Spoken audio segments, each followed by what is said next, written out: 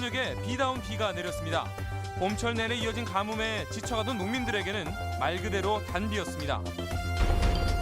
정부가 고향기부제 도입을 검토하고 있습니다. 출향 인사들에게 기부금을 내도록 하는 제도로 시군 재정 자립도에 숨통이 트일지 주목됩니다. 북한 태권도 시범단이 전주에 왔습니다. 9월에는 남측 시범단이 방북하기로 하는 등 전북에서 남북 스포츠 교류가 급물살을 타고 있습니다. 여러분 안녕하십니까? 전북권 뉴스입니다. 비가 이렇듯 반가울 수가 없었습니다. 도내 전역에 단비가 쏟아지고 있습니다. 지역별로는 한때 호우주의보가 내려지기까지 했습니다. 워낙 가뭄 탓에 해갈에는 충분하지 않지만 비는 내일 새벽까지 계속될 전망입니다. 비 소식 한범수 기자입니다. 바싹 말라버렸던 밭작물들이 말 그대로 단비에 생기를 되찾았습니다. 촉촉히 적셔진 땅 위로 참깨 모종을 심는 촐로의 손길이 정성스럽습니다. 오랜 가뭄에 한 달 넘게 작업을 미룬 농부는 비 소식이 무엇보다 반갑습니다. 모종을 할 때는 물을 주고 했거든요. 근데 다행히도 비가 와가지고 물 안 주고 지금 모종을 하게 돼 있어요. 그래서 다행으로 생각합니다. 무더위까지 누그러뜨린 빗방울에 시민들의 마음도 덩달아 시원해진 느낌입니다. 원래 이렇게 비 오는 날 외출하는 걸 별로 좋아하지 않는데요. 너무나 오랫동안 비가 안 와서 그런지 오늘 외출은 좀 비가 와도 좀 괜찮았던 것 같아요.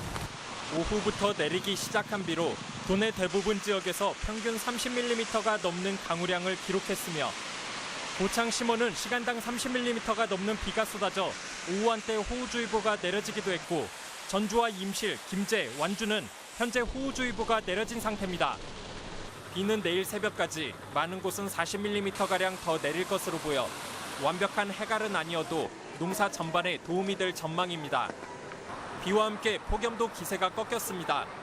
지난주 내내 30도를 웃돌던 한낮 수온주는 전주 27도, 고창 25.6도로 내려가 비교적 선선한 날씨를 보였습니다. 현재 장마전선은 제주도 남쪽 해상에 위치해 있으며 29일경부터 북상하여 30일경에는 장마전선의 영향으로 비가 내릴 것으로 보입니다. 현재 전북 지역의 저수율은 평년보다 20% 정도 낮은 37.9%에 불과합니다. 이번 주말부터 본격적으로 장마가 시작될 전망이어서 농업용수 공급은 한 고비를 넘길 것으로 보입니다. MBC 뉴스 한범수입니다. 출향민이 고향에 기부하면 소득공제를 해주는 제도를 새 정부가 검토하고 있습니다.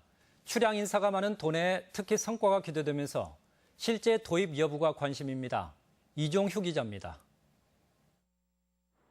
전북의 인구는 180만 명이 안 되지만 출향 인구는 189만여 명으로 오히려 더 많습니다.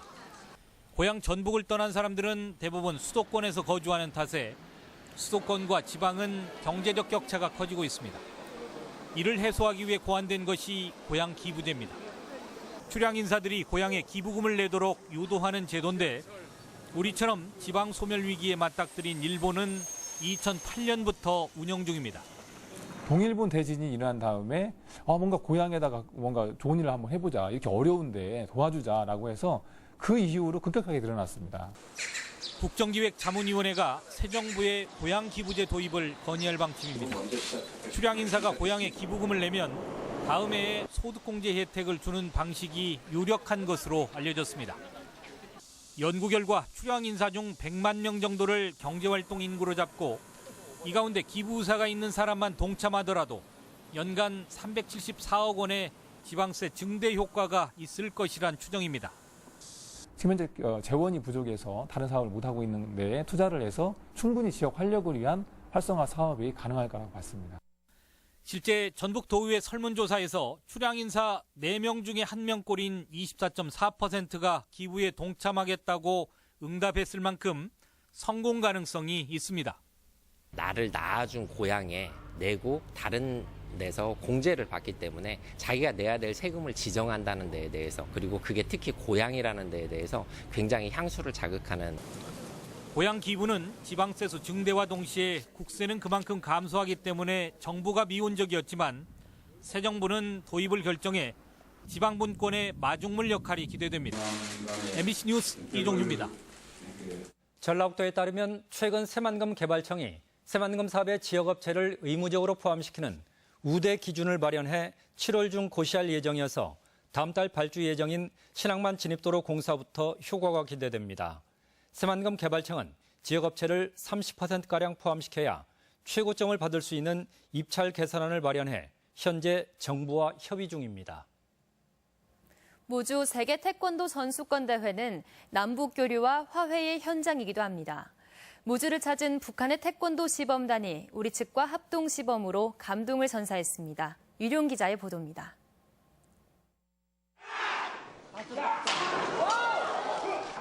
기왓장이 으스러지는 소리에 박수갈채가 쏟아집니다.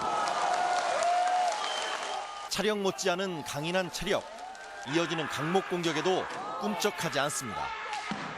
주먹이 바람을 가르고 박력 있는 발동작은 실전을 방불합니다. 가녀린 몸으로 남성을 제압하는 모습에서 환성이 터지지 않을 수 없습니다. 조국 통일이라는 네 글자를 외치며 공연을 마친 북한 ITF 시범단. 관중들의 눈시울도 뜨겁게 달아올랐습니다.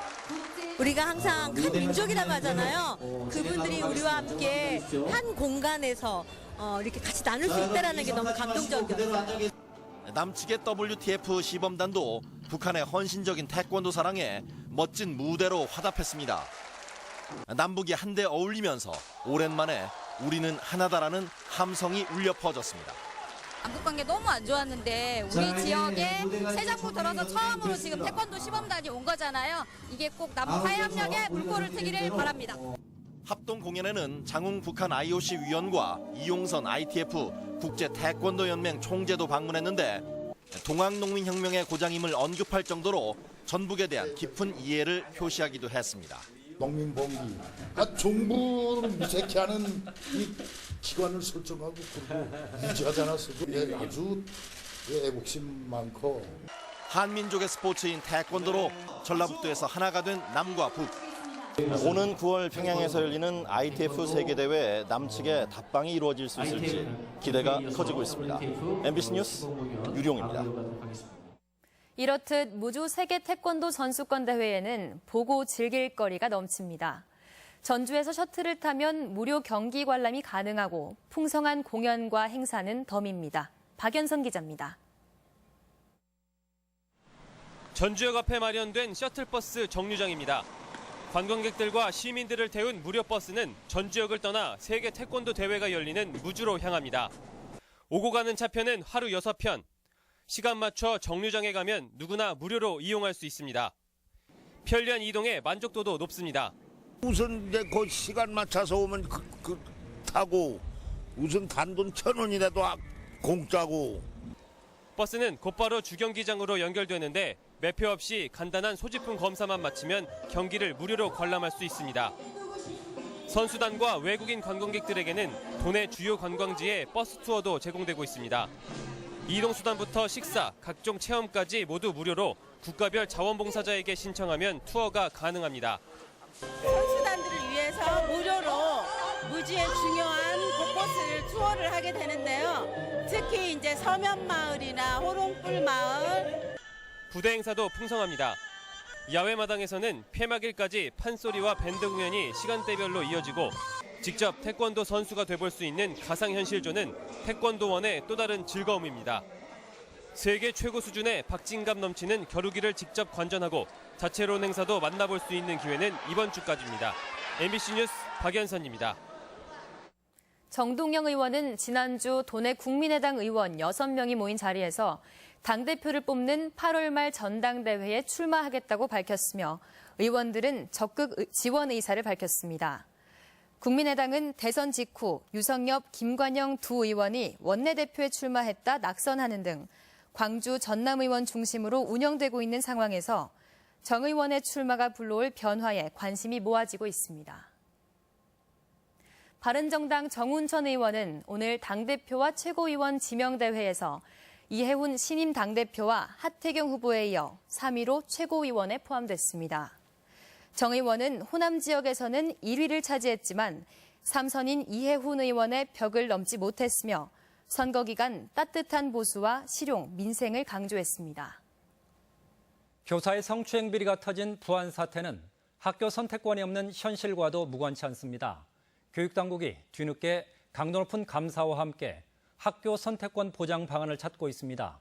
강동엽 기자입니다. 교사의 학생 성추행 의혹이 불거진 부안의 한 여고. 온라인에는 학교를 규탄하는 목소리가 들끓고 있고 졸업생들은 도를 넘는 비위가 수년 전부터 이어져 왔다고 폭로했습니다.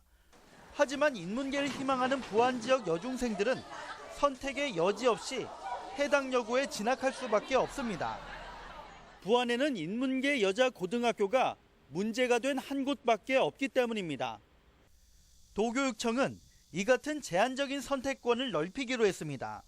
남고인 부안고의 남녀공학 전환이나 부안제일고와 부안여상 등 특성화고 두 곳에 인문계반 설치를 검토하겠다는 겁니다. 진학 선택권을 부여하기 위해서 8월 이전에 학생 모집 계획이 나오기 전까지 이 방안을 마련해 보도록 노력하겠습니다. 해당 사학은 강도 높은 감사도 진행됩니다. 성추행 논란 교원이 18년간이나 지위를 유지해온 과정을 납득하기 힘들다며 비위 발견 시 학급수나 예산을 줄이고 이사 해촉까지 추진할 방침입니다. 교원의 채용과 징계를 법인 스스로 책임지게 한 사학법 역시 공정성을 담보하기 위해 권한을 시도교육청에 넘기는 방안도 필요하다는 지적입니다. 문제성 있는 이런 교사들에 대해서 오히려 보호하는 사립학교 보호법이라는 표현이 더 어울릴 것 같습니다. 문재인 정부 내에서도 사립학교법은 적폐 중에 하나로 여고교사 성추행 의혹의 파장이 걷잡을 수 없이 번지는 가운데 또 다른 학교의 피해는 없는지 면밀한 실태 파악이 필요해 보입니다. MBC 뉴스 강동엽입니다. 전주교도소에 따르면 지난 24일 날 12시쯤 강간치상 혐의로 수감 중이던 52살 박모 씨가 수감실 외벽 쇠창살에 속옷으로 목을 맨 채 발견돼 병원으로 옮겨져 치료를 받고 있습니다. 교도소 측은 박 씨가 동료들과 운동을 하러 내려가던 중 대를 몰래 빠져나간 것으로 보고 경위를 조사하고 있습니다. 군산경찰서는 대출 사기를 교육하면서 범행 대상을 찾아오지 못한다는 이유로 친구를 때려 숨지게 한 20살 조모 씨 등 4명의 구속영장을 신청했습니다. 이들은 지난 23일 자정쯤 친구인 A 씨를 부안의 한 펜션으로 끌고 가 야구방망이로 마구 때리고 바닷물에 빠뜨려 의식을 잃게 한 뒤 펜션에 방치해 죽음에 이르게 한 혐의입니다. 간추린 뉴스입니다. 서남대 의대 졸업생들의 학위를 인정해줘야 한다는 대법원 확정 판결이 나왔습니다.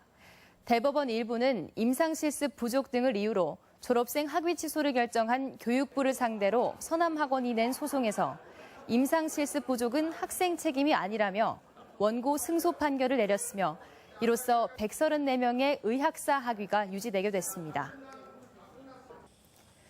전라북도는 AI 재발 방지를 위해 도내 290여 오리 농가를 대상으로 일제 검사를 하기로 했습니다. 방역당국은 한 마리 이상 오리를 키우는 농가 모두가 검사 대상이라며 협조를 당부했습니다. 냉방기 사용이 급증하면서 레지오넬라증 감염에 주의가 필요합니다. 전주시는 법정 감염병인 레지오넬라증은 냉방기 사용이 많은 6월에서 9월에 주로 발생해 오한과 근육통 등 급성호흡기 증상이 나타난다며 방치하면 최대 30% 정도의 치명률을 보인다고 밝혔습니다. 연방제 수준의 지방분권을 위한 후속 조치가 추진됩니다. 전국시도지사협의회는 지방분권을 강화하겠다는 대통령의 공약에 따라 정부 사업에 대한 지방의 의견을 개진하는 제2국무회의 성격의 헌법기구로 중앙지방협력회의를 제안하고 개헌안에 반영하기로 했습니다. 간추린 뉴스였습니다. 군산시는 오늘 인도네시아에 본사를 둔 모 해운회사 관계자를 만나 필리핀 섬 지역에 전력을 공급하는 용도의 바지선을 현대중공업 군산조선소와 연계해 발주하는 방안을 논의했습니다. 하지만 발주 선박 규모가 소규모인 데다 물량도 세 척에 불과해 군산조선소 철수 방침을 초래하기에는 역부족일 것으로 분석됩니다. 지금까지 전북